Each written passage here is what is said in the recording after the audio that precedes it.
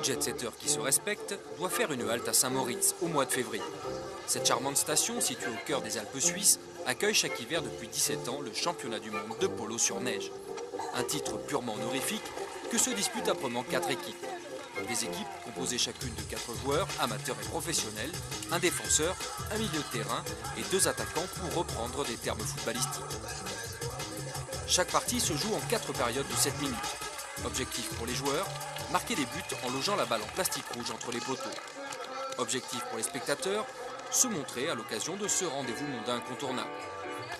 La soirée de gala du tournoi, la veille de la finale, est d'ailleurs le point culminant de l'événement.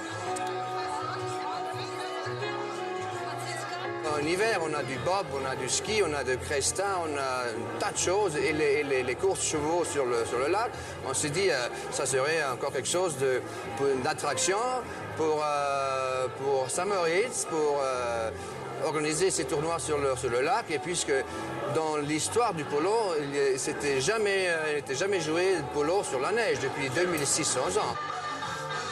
Loin du strass et des paillettes, ambiance crottin et bouchonnage au petit matin dans les écuries de Saint-Moritz. Peter White est le manager de l'équipe Hermès. Il veille au confort des 20 chevaux acheminés ici par camion, toute une expédition. Nous avons 10 chevaux qui viennent de France, 10 du Maroc. Alors, la logistique entre les camions, le personnel et les joueurs, c'est une sacrée organisation. Les chevaux en plus ne sont pas habitués à un tel froid, surtout ceux venus du Maroc. Pour eux, c'est très étrange d'être ici et pour nous aussi. Organiser un championnat de polo ici était un pari. De gros moyens humains et financiers ont rendu ce rêve possible. Mais c'est aussi l'invention d'un homme, Peppino Cattaneo, 89 ans, qui a permis tout cela. Son nom, le Hoofgrip. Le Hoofgrip est monté comme ça entre le fer et le sabot, non? Et ça fait l'isolation autour du fer, et puis le tuyau qui se presse et se délate, et ça jette la neige dehors.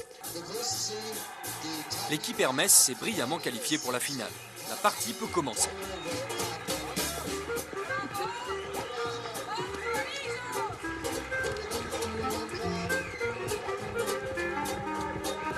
L'affaire s'engage mal pour l'équipe Hermès en jaune.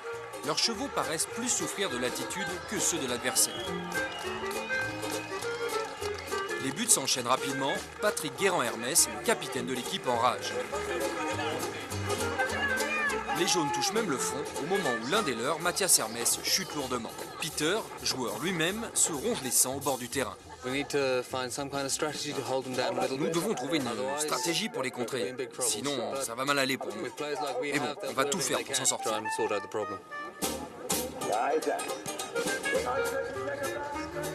Dans la deuxième partie du match, l'équipe jaune se ressaisit, notamment grâce aux efforts de ses 2 mercenaires argentins, Diego Brown et Milo Arroyo, à la plus grande satisfaction des spectateurs. Les jaunes marqueront même le plus beau but du tournoi grâce à Milo, l'un des 10 meilleurs joueurs de polo de la planète. Après une extraordinaire série de jongles, il échoue d'un rien.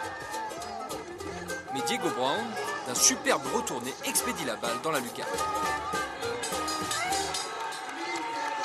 Insuffisant cependant, les rouges gagnent 6-5. Peu importe, à Saint-Moritz plus qu'ailleurs, l'essentiel c'est de participer.